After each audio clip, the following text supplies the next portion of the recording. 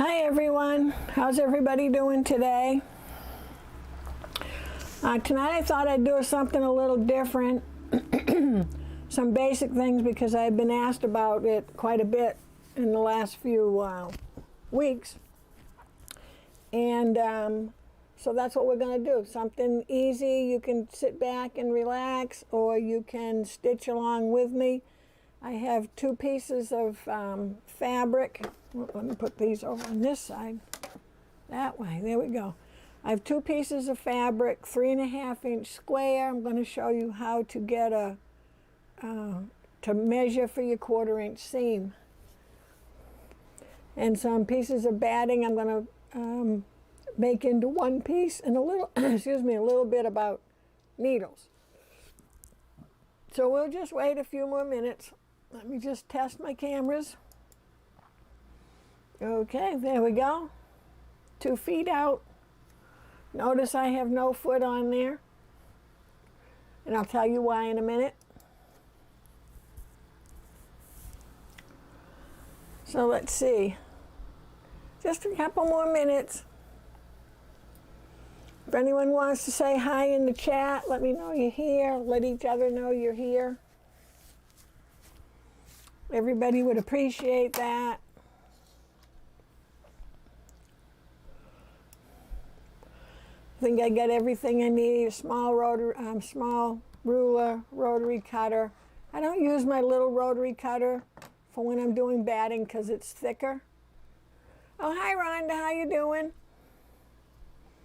Beautiful day today.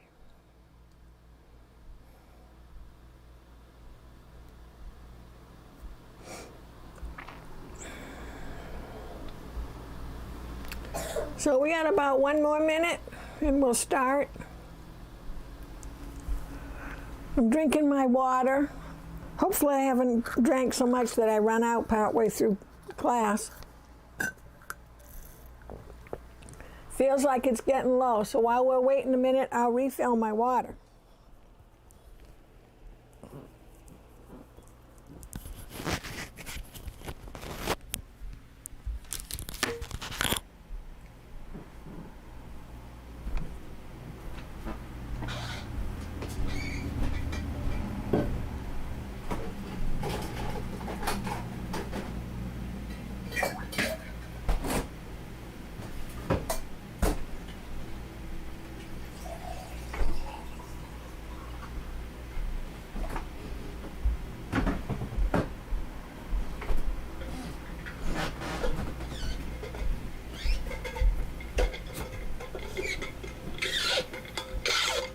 Oh, can you hear that squeaking? Sorry about that.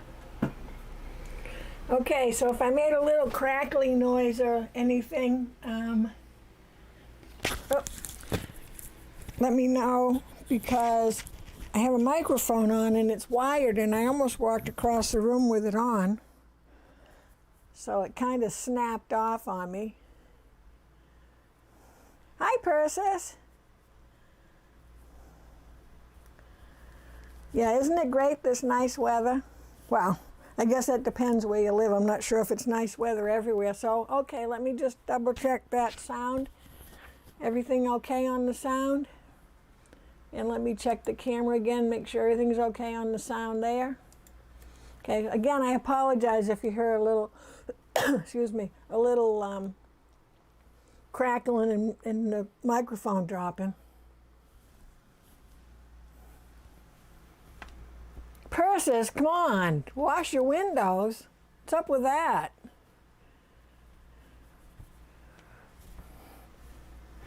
We're not talking window washing. We'll save that for another day, Persis. Oh, that just reminds me I need to wash mine, doesn't it? Okay, so I think we're ready to start. So here we go. So again, hi everyone. Tonight is going to be about a few questions I've been asked over the last few weeks, month, something like that. And and I keep saying I'm going to do it, I'm going to do it, I'm going to do it. And I haven't, so tonight we're going to do that. So we don't have a project to do. We don't have to worry about stressing. So if you want to follow along with me to test your 1/4 inch seam, you need to have 2 squares cut 3.5 inches. Oh, you sewing along with me, Persis? Good. Oh, your windows are scary. I know. When you said that, it brought the flash of my windows into my brain. Okay, so let's talk first about needles, because that does affect your seam allowance. If you're using a big needle, making a big hole, it's going to affect your seam allowance. So and I have 2 different brands here because that's what I could put my hands on. So when I'm doing my piecing, regular sewing, I'm going to use a Microtex, and it's Microtex, and I'm going to use a 70-10. I don't know which number you use, 70 or 10, so I always say them both, 70-10. Excuse me. Oh, I hope with this microphone my cough isn't worse. Went down the wrong pipe, sorry. A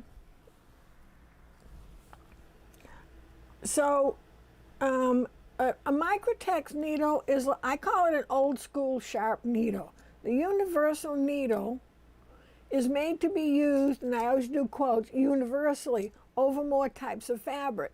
So it doesn't have a sharp point to it, because there's some fabrics that would run or tear or not work well with a sharp point. So for my regular sewing, I use the 70-10.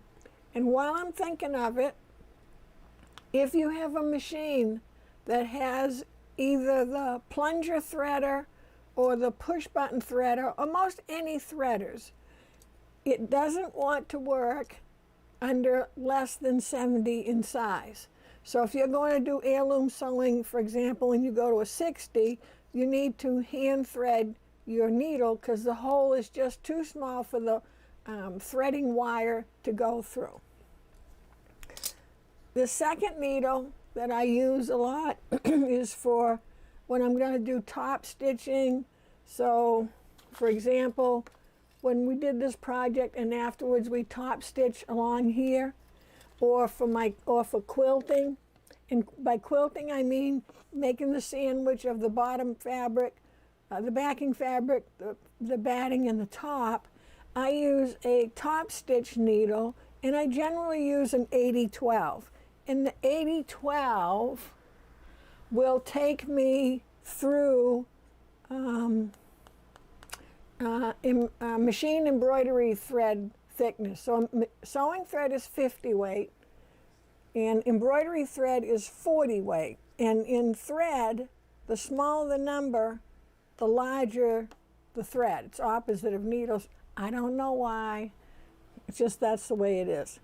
So if you see a quilting needle is for the same as for piecing. It's not for quilting on the top, which a lot of people think it is. It's for piecing. But I don't use that. My 2 needles that I use the most is my Microtex 70 and my Top Stitch 80. 70-10, 80-12. And I always keep a whole extra pack on hand. So when I use up this pack, I have another one. When I open up my last pack, I'm going to go in and purchase another one, because there's nothing worse than late at night or Sunday, or doesn't matter, it could be the middle of the day, and you're trying to get something done and you break a needle. And don't leave a needle in until it breaks, because that could be years. So you'll learn to hear when you'll see your fabric kind of pushing in when you go to when you're stitching. It's time for a new needle. So I say every big project, new needle. You know, if you take care of your machine with good needles and stuff, your machine will last longer. So let me see if there's any question. Yes, Persis, regular cotton fabric. Yeah, I'd say sticking with the cotton fabric, because then when you get into, you could do linen, but if you get into some fabrics, anything with a stretch, you're going to have to use a ballpoint needle. So for my piecing and regular sewing of you know, quilting projects, bags, that kind of thing, mug rugs, placemats, all that stuff, is I'd use that Microtech needle. Okay, so needles are out of the way. Now, on getting your seam allowance right, I notice a lot of people, you know, you flip it over, you do your seam allowance, or you do your seam, and then you measure this seam. That isn't going to tell you whether you got a 1/4 inch seam allowance, because you got to take into account the thread is taking up space. Then when you flip it over, the fold of the fabric coming over takes up some room. So you never just measure your seam allowance to know if you have a 1/4 inch seam. So what you do is you're gonna do what you think is your 1/4 inch seam. And well, let's go ahead and do that. So I'm going to switch to the sewing machine. So if you've got 2 pieces of fabric, and I use 3.5, 2.5's a little small. I use two 3.5 inch squares. This will also tell you if you're cutting right, because it might not be your sewing, it might be your cutting. On any given day, it could be either one of those things or something else. That's just how we are in life. So let me switch over to the other camera. Okay, so the reason I have no foot on my machine is because I was using the 1/4 inch foot with the guide. And you notice, let's see if we can get a good view on that. Oh, there we go, do it that way. You notice it's a single hole for the needle to go through. Okay, so this is a perfect example. If I had that on my machine and I was getting ready to do a zigzag because I needed to piece some batting, I'm going to piece some batting. I hit the zigzag, I hit go, I've broken a needle, I can knock my machine out of time, which is like $100 and up to fix. So as much as you're going to tell yourself that you're always going to remember that that foot's on there, just don't believe yourself. When you're done sewing, I don't care if you're having lunch and you stop. Just take the foot off, set it over there, and then you'll never have an issue. Because you know, sometimes we're going to have lunch. We plan on just having lunch and getting right back to sewing. The phone rings, or you remember you have to run an errand. Next thing you know, it's 3 days later. You turn the machine on, you hit the zigzag, and bump, you're done. So it's just a good habit of always just taking the foot off, and you can just leave it right there. It isn't going anywhere. Okay? And then you just won't have that issue. And so far, with all my students, I haven't had anyone complain about doing that once they got into the habit of doing it. It's just a habit. So, and I had the other foot up to remind me I'm using a different foot for the batting. Okay, so we good so far? So I'm going to go ahead and put my 1/4 inch foot with the guide on. I happen to have red thread in there. Not that I was I was planning on doing the batting first, but once we went with the needles and the seam allowance, I thought, well, we'll just keep going with the seam allowance. You know, the school syllabus never does stay like it's supposed to. So I'm going to go ahead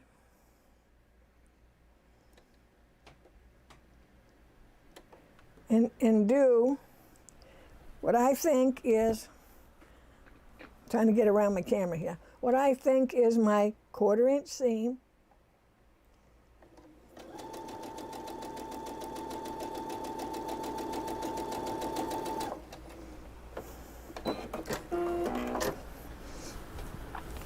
Okay, and I just got to get my, couldn't get my fingers on my, oh, I've got the switch back. Couldn't get my fingers on my little roller here. So I'm just gonna roll that seam. And it doesn't matter which way I press it, to which side I press it, doesn't matter.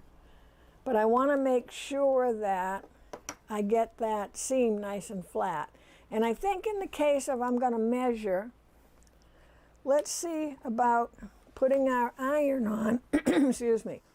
If I was doing blocks or units in blocks, I wouldn't be using my iron now. But whenever I'm going to measure something, I want to use my iron because I want to make sure that everything is nice and flat.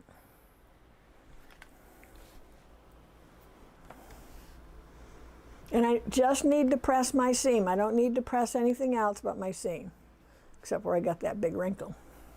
Okay, and I'm pressing, not ironing, okay?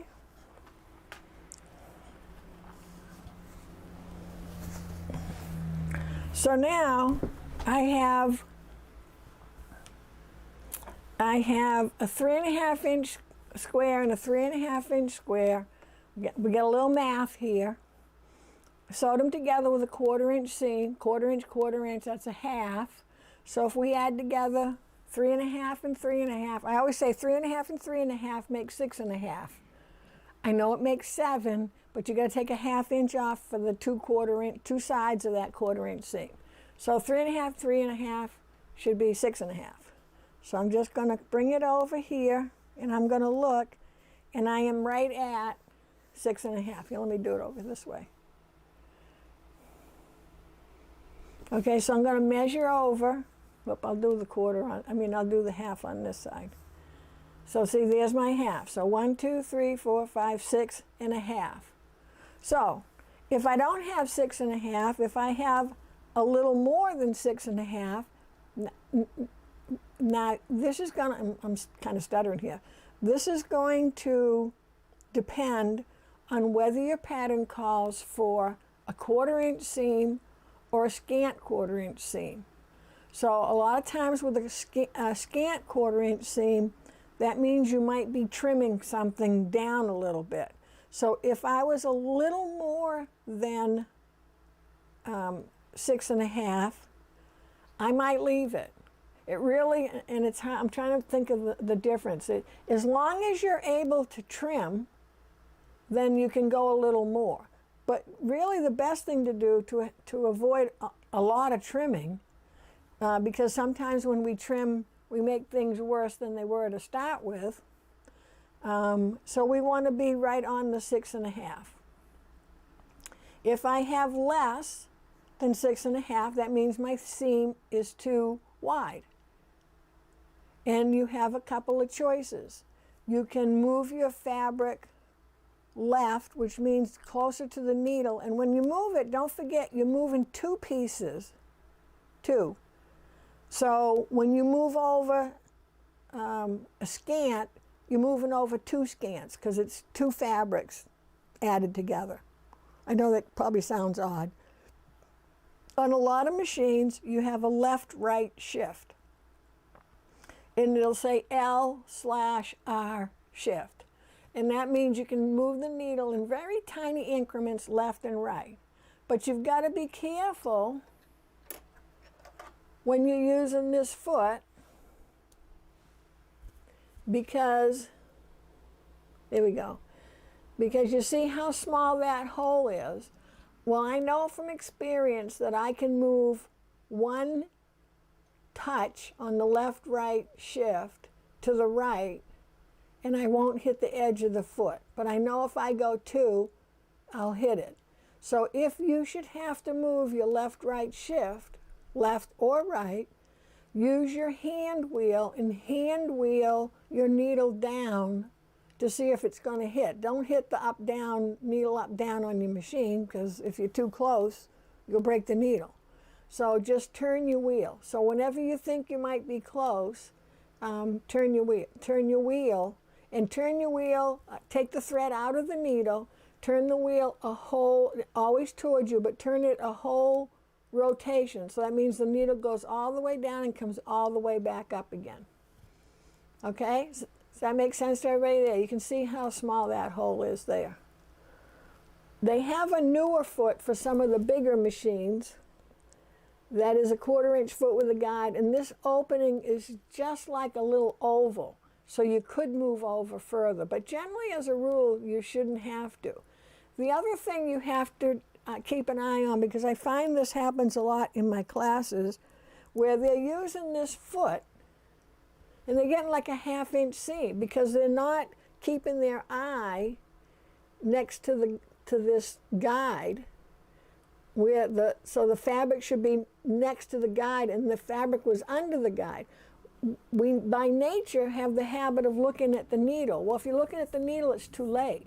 You should be looking up here and let the needle take care of itself. It doesn't need any help from us.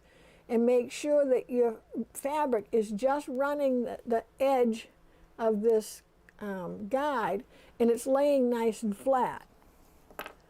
So well, let me see if I can. I'm trying to think what can I put down. Well, I'll do it this way because then you can see that better. So my guide is running the edge of that fabric. That's my eye is always right there.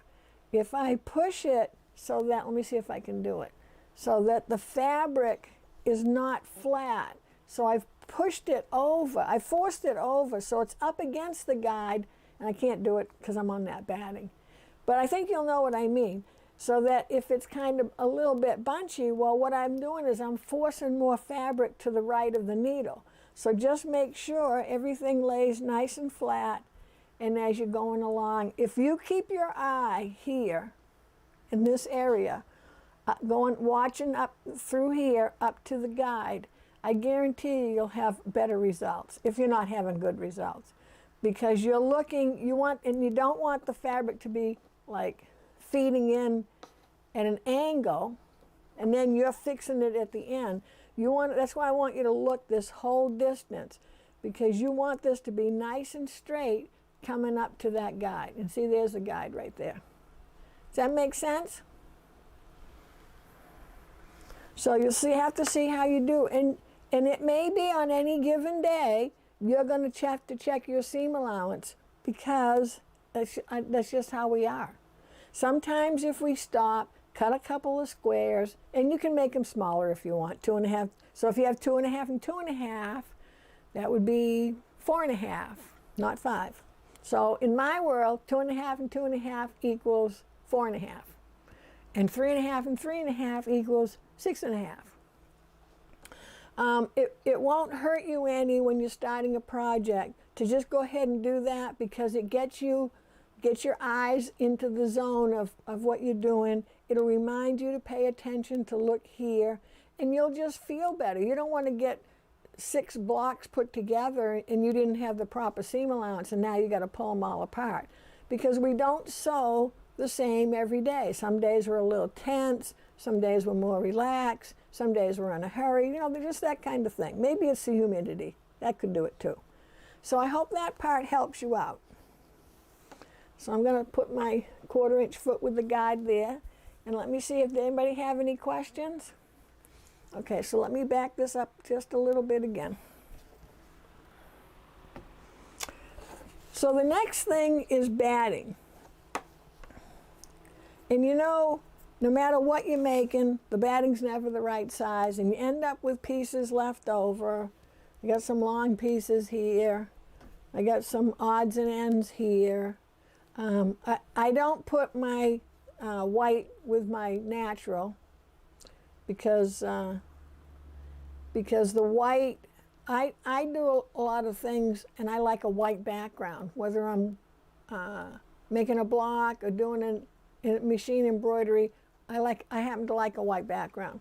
So I make sure I have, this is warm and natural, and this one is warm and white. So, and you can get either of those. I think Joann's, your fabric store, wherever you get your batting, stock up, when it's on sale, that kind of thing. But take all your pieces, and I had a bunch in I had like a 1-gallon Ziploc bag, so I just threw them in there. And I try to throw them in and keep them flat, because otherwise then I have to, give them a little press. So try to keep them as flat as you can. Oh, hi, Gloria. How are you today? So, and again, I use a regular size rotary cutter when I'm doing it, cutting for this. Now, I usually always use this because I'm generally cutting like one layer or so, something small. So to me, the smaller the rotary cutter, the more I can stay out of trouble. But when you're doing batting, you do need a thicker one. So this is, what is this, 45 millimeter one. So let's say I'm gonna make a mug rug. And I've got these two pieces, and I want to sew them together. So the first thing I want to do is make sure that I have the same sides together. Let me do this facing you, because this probably will make more sense if you see it properly. So what do I want to do is, if I cut this one and then I cut this one, what if I don't cut them exactly the same? I need these to butt up perfectly together. So I'm going to overlap them. Okay, so see, one over the other. And let me see if I can, how I'm going to cut this. Well, let me turn it a little to cut it. How's that? You'll be all right with that, won't you? So I can see, and you can see how I can see where the overlap is right here. So I'm going to cut in the middle of that.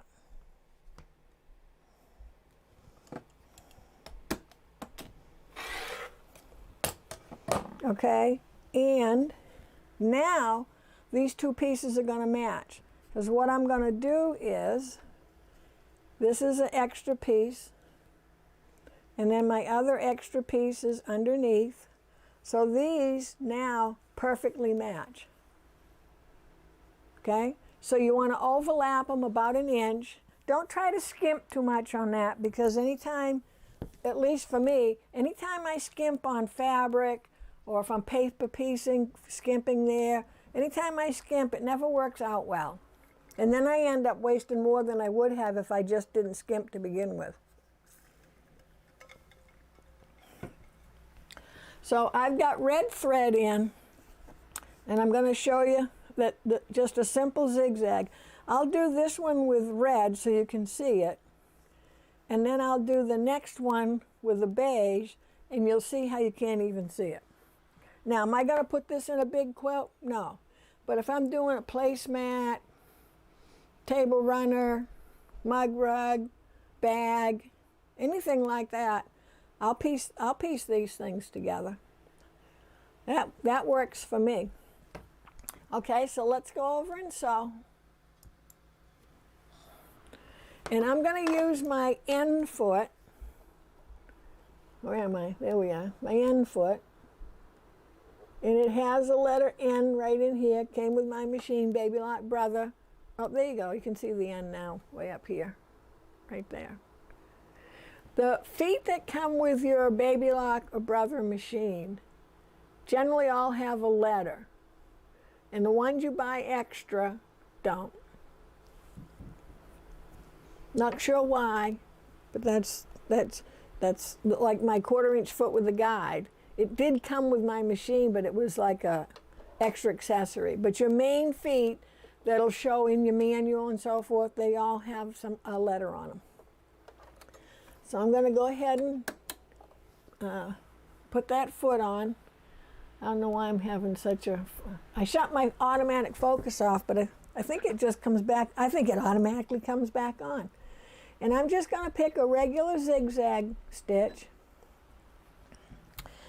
And what I want to do, let me get my hands out of your way here, is I want to make sure that these are butted up beside each other, and my needle's going to be on the right, so I'm going to have my needle will be coming down on the right side of the seam, and then the zig and the zag, so the zag will be on the left side.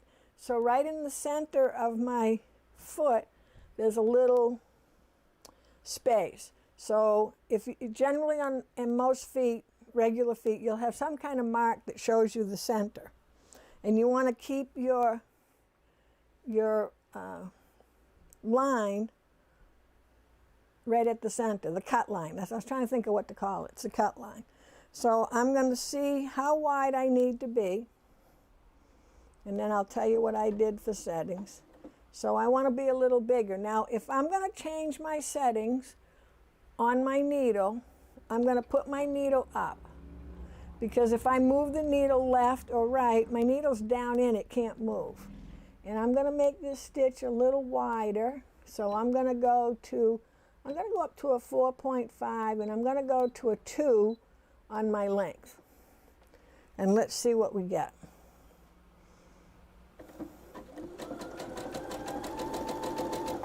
Oh, I'm all over the place here. And I want to keep both my hands, I was trying to keep my hands out of your way. I want to keep both my hands holding those pieces of batting together.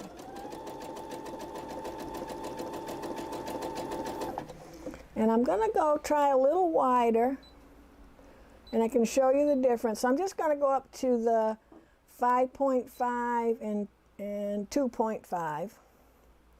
Oh, let's go to 3 on the length. And I'll just show you, you'll see the differences. You want the seam to hold together, but you don't want it to create any kind of bulk. So let's switch back to the work table. And let me get my display. So you can see at the beginning it was pretty small, and yeah, I was a little crooked, but I'm standing up. So as I went along, this part down here, see if I can turn it so you can see it. Here we go. I did this at, hold on, 5.5 width, 3.0 length. Oh.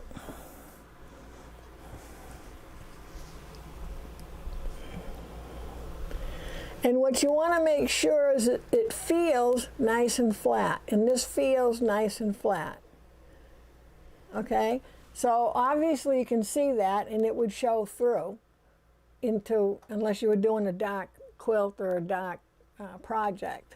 But I wanted you to be able to see. So I really think that I would do this at the 5.5 width and the 3.0 length.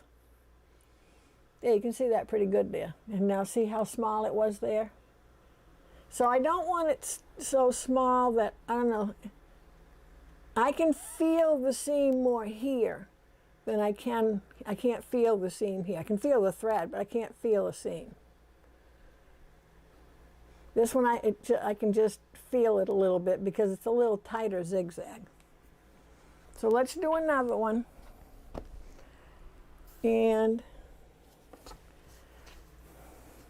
you know, Warm and Natural has I call it the seedy side.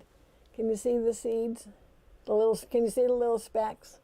So I always have my seedy side down. I don't want it to show through. There, you can really see it. So that's seeds, cotton seeds. That's not, you know, junk off my table.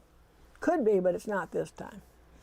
And you can see how wobbly this is. Now this looks nice and straight, and you might be tempted to go, okay, that's straight. But what if it had just a tad of an angle to it?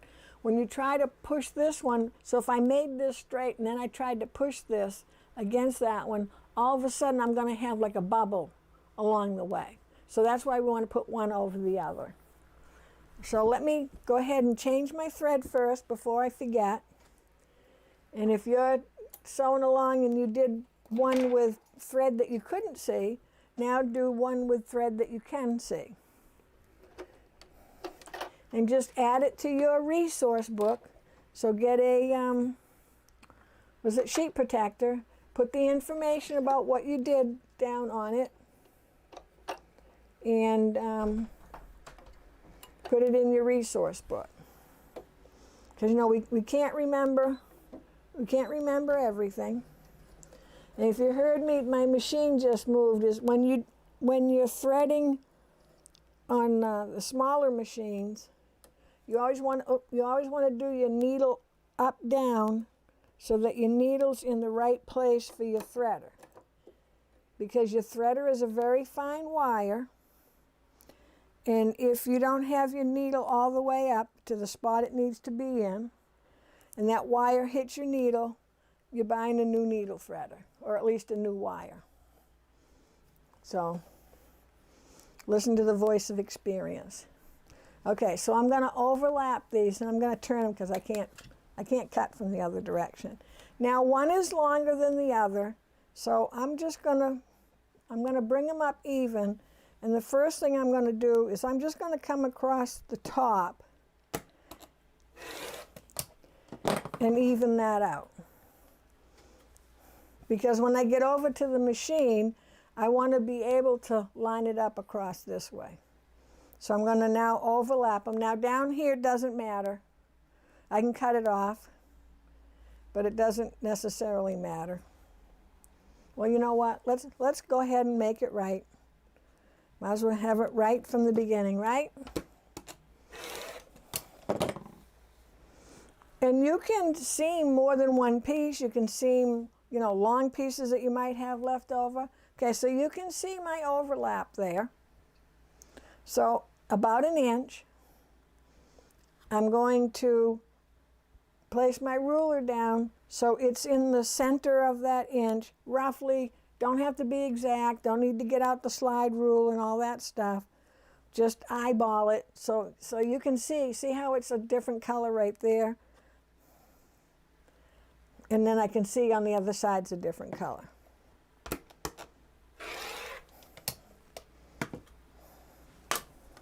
Okay, here's the extra piece from one, the extra piece from the other, and now these will lay perfectly matched. Okay, and now because I trimmed them at the top and the bottom, I can line that up as well. So you might not even cut perfectly straight. You may cut a little bit on an angle, and that's okay because they'll both have the same angle to them. Okay, so let's go ahead and sew these. And if you're trying it out, sew along with me.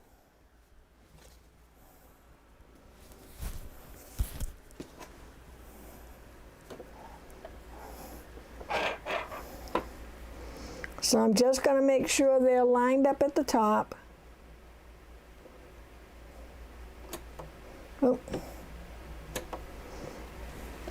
And let me see if I can back up a little bit.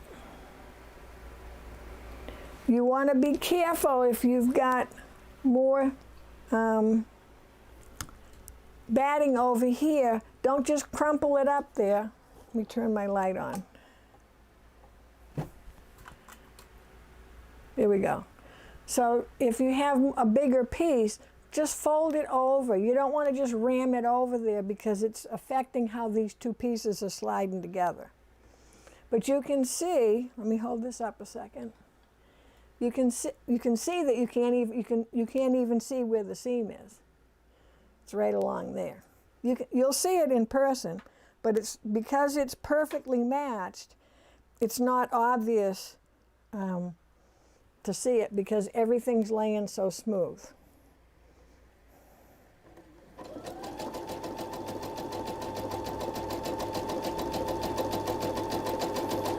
So I'm keeping my eye right at the beginning of the mark on my foot that's in the center, and I'm watching the cut line to make sure that both those cut lines, they're laying butted up against each other.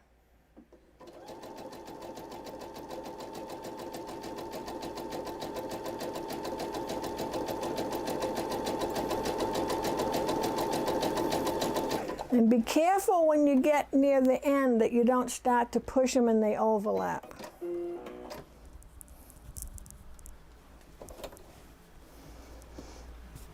Okay, so let's see how this looks.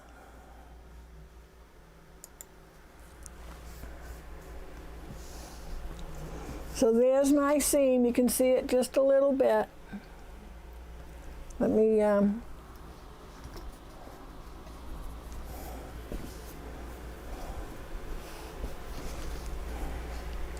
but now it shows more than it does in person. It's really nice and flat. I can feel that it's flat when I go across. I can feel the thread, but I can't feel any lumpiness.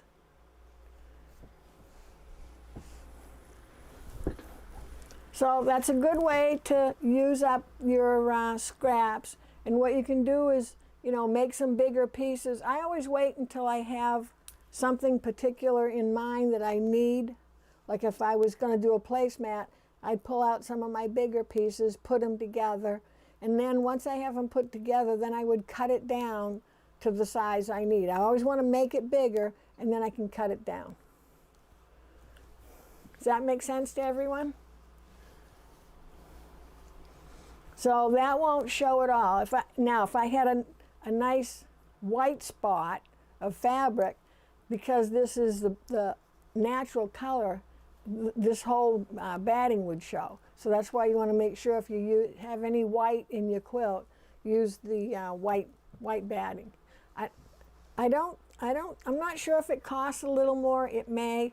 It used to be that they didn't have it as often, but most places have it all the time now. So if I was going to take this now and turn it into a mug rug, I could go ahead and cut it to the size I needed. And I might have a big piece here and a small piece there. It doesn't matter, okay? We're just using it on our everyday projects. Okay, does anyone have any questions? So Persis, did you do your little, did anybody do their testing their seam allowance?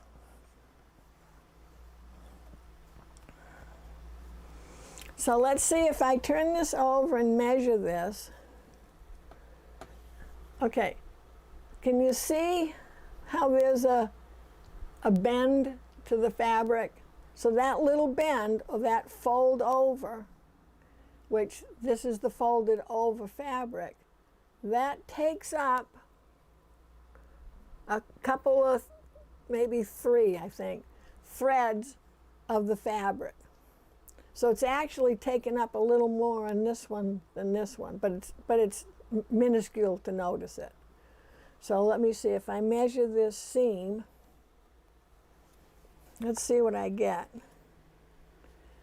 Okay, so if I measure this seam from the stitches to the edge, let's see, I'm a little less than 1/4 of an inch.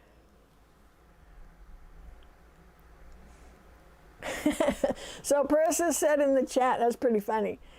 Yes, I tested my seam allowance and realized I need to learn how to cut. Yeah, I know that feeling. And again, on any given day, you're gonna cut better, sew not as better. I don't want to say worse, but you just, you know, some days you don't want to stop. Everything's flowing along fine. It's just that, you know, we're human beings, and life affects everything we do. But you just gotta just hang in there, and that's why I say every time you start a project. Now, if I'm doing a mug rug, the 1/4 inch seam allowance doesn't really matter. But if I'm doing a quilt and I'm going to have blocks, and then the blocks are going to be put together with other blocks and all that, well, for every time I sew that I'm off, you multiply that across how many seams you have, and that ends up being quite a bit. And you could have like one row that's longer and the next row is a little shorter, or vice versa. But that's why I say every time you sit down to work, just do your little 1/4 inch test. And again, as I said before, it kind of helps you get into the mode of getting your 1/4 inch right before you actually stitch on, you know, the good part. It's kind of like it's like going around the track once when you're racing, going around once just to see the lay of the land, and then before you race. Kind of like that. So I don't want you racing with your sewing, because fast sewing doesn't make good sewing. So does anybody have any questions, or is there anything that I can? Oh yeah, the blueberries. Yeah. Yeah. The blueberries. Gloria's reminding me of the quilt that I got this wild notion to make a quilt with.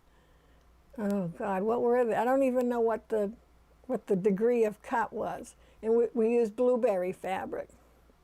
And Gloria gutted it out and got hers done, but because it had so many pieces to it, and the pieces were, you know, like a puzzle going with other pieces, you really had to get it right. Especially if, I can't remember, maybe there were Y seams in there, and with Y seams you really got to be extra careful. So yes, but Gloria got hers all done and it's beautiful. Blueberry fabric, that was one of my favorite fabrics because I like blueberries. Okay, so we talked about needles. Anybody had any questions on the needles, or I need to repeat anything? Because I know this is a shorter class. Oh yeah, the optical illusions, that's right. The blueberry fabric, the blueberry quilt was an optical illusion. That's right. I don't know why I thought we needed to do that. I don't remember what I was thinking. I was going to say what I was drinking, but I don't drink, so. But what I was thinking, but it was nice. It was pretty, and it went around in a circle. It was very nice. Okay, so excuse me. Remember your 45 millimeter rotary cutter when you're working, anytime you're working with batting, and if your batting's all wrinkly, excuse me. If your batting is all wrinkly, just give it a light press with a warm iron. You don't want to flatten the life out of it.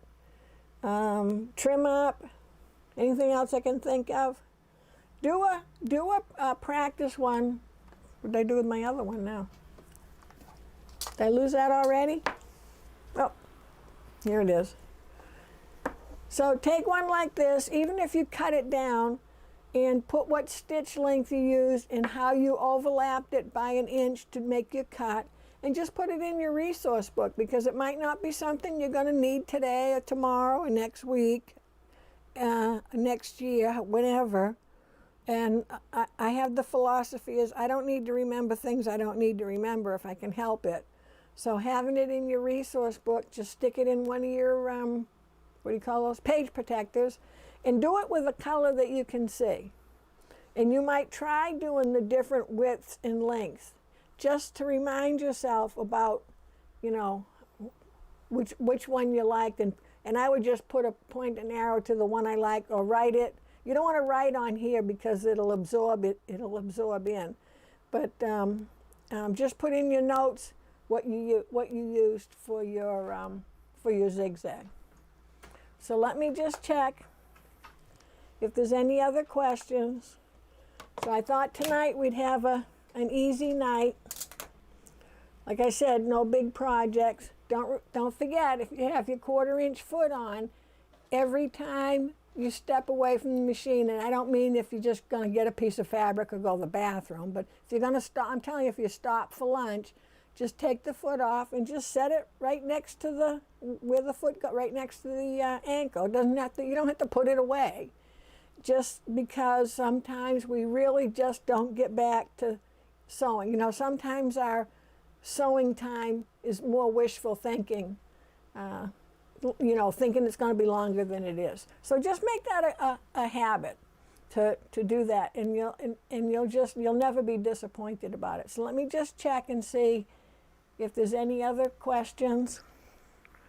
Covered needles, covered sewing thread is, you know, don't use junky sewing thread. If it's $1, if it's a wooden spool, don't use it, because some thread brands, and I'm not going to mention any, some thread brands are made with short fibers instead of longer ones. And if it's short fibers, that thread stretches a bit. And when it goes through the tension, because the tension is holding it in, it stretches in the tension. So if you're having a lot of tension issues or uneven stitches, it might be the thread you're using. So, you know, make the effort to spend a little more, because your projects are worth having good fabric and good thread. So, oh, you're welcome, Persis. Let me know how your cutting goes. That was pretty funny. Because yes, someday, if I could have someone do all my cutting now, I would be in heaven. Because it's something I'm not good at. And I'll tell you, what mistake I make more often than not is when I'm cutting, I look up at something. I look across the room, out the window, whatever it is, and the second I look up, that's when I run into trouble. So I have to stay focused on cutting. Oh, you're welcome, Gloria. So early night tonight, no homework, no big project, and this will just be a helpful video for you to get back to whenever you need to see it. And it won't be long that we have to go through sewing a whole block to learn these little lessons. And hopefully over the weeks and months, I'll do some more of them that are shorter so that you can quickly get to them. And I'll make a new playlist, and I'll put, I don't know, sewing and quilting tips, I think, or something like that, so that they'll all be in one place. So thanks everyone for joining in. I hope you have a, let me see, this is Thursday. I hope you have a great weekend. I'm not doing a sew along Saturday at all because I'm working. I'm going to try to do one for the next week, and I'll post it in Facebook, and I'll get on a schedule of some sort. It's summertime, and you know, a lot of people are out and about on Saturday, but I will still post some videos here and there that are not live, but there'll still be things for you to learn and try out. So thanks again. Oh, thanks, Rhonda. Thanks again, everybody, and have a great night and have a great weekend. Bye.